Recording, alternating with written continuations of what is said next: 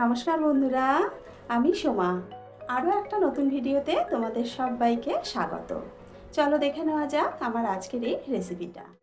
আজ আবারও একটা নতুন রেসিপি নিয়ে হাজির হয়ে গেলাম। আজ তৈরি করব কাতলা ভাপা। দুপুরের গরম গরম ভাতের সাথে খেতে কিন্তু দারুণ লাগে।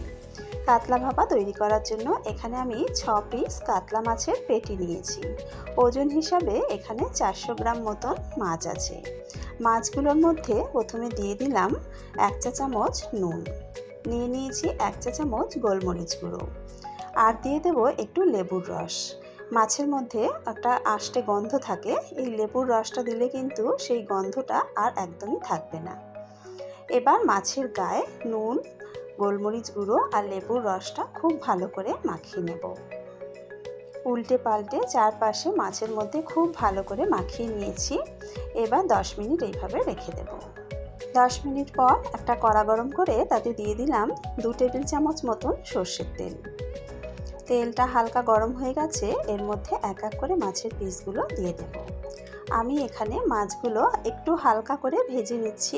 তোমরা চাইলে কিন্তু কাঁচা মাছও ব্যবহার করতে পারো, তবে মাছগুলো একটু ভেজে নিলে কিন্তু স্বাদটা খুব ভালো হয়।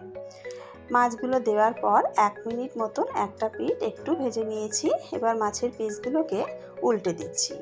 এই পিঠটাও মিনিট খানেক মতন একটু ভেজে নেব। দুটো পিঠই হালকা করে একটু ভেজে নিয়েছি। দেখো দুটো পিঠই একটু হালকা রং ধরেছে। এবার মাছের পিসগুলোকে তুলে নেব। মাছ কিন্তু খুব বেশি লাল করে ভাজলে একদমই ভালো লাগবে না, হালকা করে একটু ভেজে নিলেই হবে। মাছগুলো তুলে নেওয়ার পর যে তেল আছে তাতে দিয়ে দিলাম একটা স্লাইস করে কেটে নেওয়া পেঁয়াজ। পেঁয়াজটার কালারটা চেঞ্জ হয়ে যাওয়া পর্যন্ত পেঁয়াজটাকে ভেজে নেব। পেঁয়াজ এখানে খুব বেশি লাল করে ভাজার দরকার নেই। দেখো পেঁয়াজের কালারটা চেঞ্জ হতে শুরু করেছে।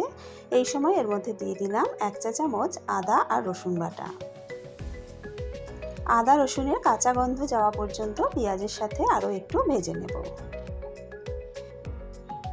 আদা রসুনের কাঁচা গন্ধটা চলে গেছে। এবার দিয়ে দিলাম 1/4 চা চামচ হলুদ গুঁড়ো, 1/2 চা চামচ লঙ্কার গুঁড়ো, আর দিয়ে দিলাম 1/2 চা চামচ কাশ্মীরি লঙ্কার গুঁড়ো।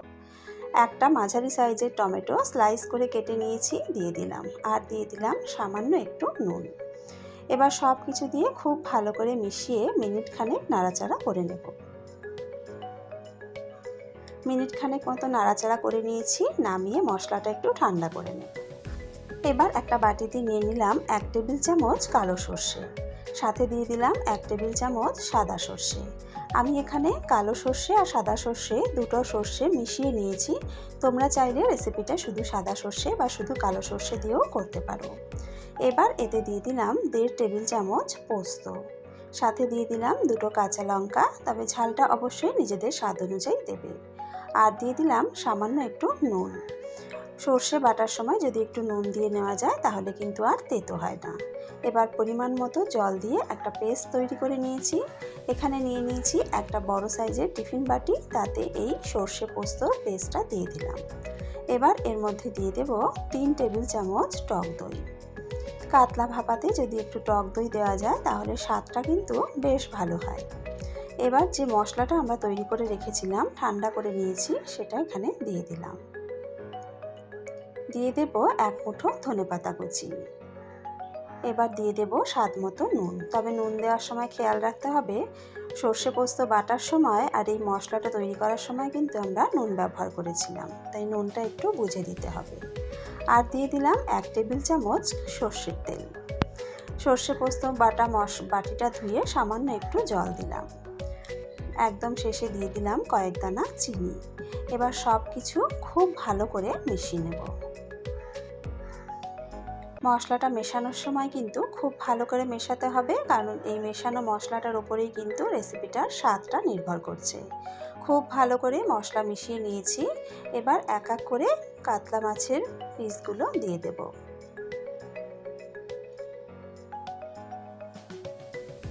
মাছের পিসগুলো দিয়ে নিয়েছি।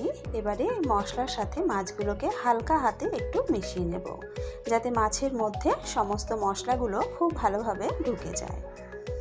মাছগুলো মশলার সাথে খুব ভালো করে মিশিয়ে নিয়েছি।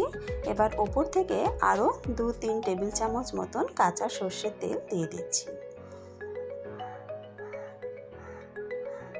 এবার টিফিন বাটিটা বন্ধ করে দেব। অপরদিকে একটা পাত্রে বেশ কিছুটা জল গরম বসিয়েছি। জলটা খুব ভালো মতন গরম হয়ে গেছে। এবার এই টিফিন বাটিটা জলের মধ্যে বসিয়ে দিলাম। তবে খেয়াল রাখতে হবে টিফিন বাটিটা যেন জলের অর্ধেকটা ডুবে থাকে। খুব বেশি পরিমাণে জল হয়ে গেলে কিন্তু টিফিন বাটির ভেতরে জল ঢুকে যাবে, সেক্ষেত্রে রেসিপিটার স্বাদটা নষ্ট হয়ে যাবে। এবার চাপা দিয়ে মিডিয়াম আঁচে 20 থেকে 25 মিনিট এইভাবে হতে দেব। প্রায় 20-25 মিনিট হয়ে গেছে। এবার গ্যাসটা বন্ধ করে টিফিন বাটিটাকে একটু ঠান্ডা করে নিয়েছি। এবার টিফিন বাটিটাকে খুলে নেব। আমাদের কাতলা ভাপা কিন্তু একদম রেডি। এবার কাতলা ভাপাটা একটা প্লেটে ঢেলে নিচ্ছি। তৈরি হয়ে গেল দারুণ স্বাদের একটা কাতলা মাছের রেসিপি, কাতলা ভাপা। দুপুরের গরম গরম ভাতের সাথে এই রকম কাতলা ভাপা থাকলে কিন্তু দুপুরের খাওয়াটা দারুণ জমে যায়। আশা করি আমার আজকের এই রেসিপিটা তোমাদের ভালো লেগেছে। যদি রেসিপিটা ভালো লেগে থাকে তাহলে অবশ্যই কিন্তু রেসিপিটা একবার বাড়িতে ট্রাই করো। আর বাড়িতে ট্রাই করলে খেতে কেমন হয় কমেন্টস করে আমাকে জানাতে কিন্তু ভুলো না। আজকের ভিডিও এখানেই শেষ করছি। আবারও হাজির হয়ে যাব একটা নতুন রেসিপির সাথে। সকলে ভালো থেকো, সুস্থ থেকো।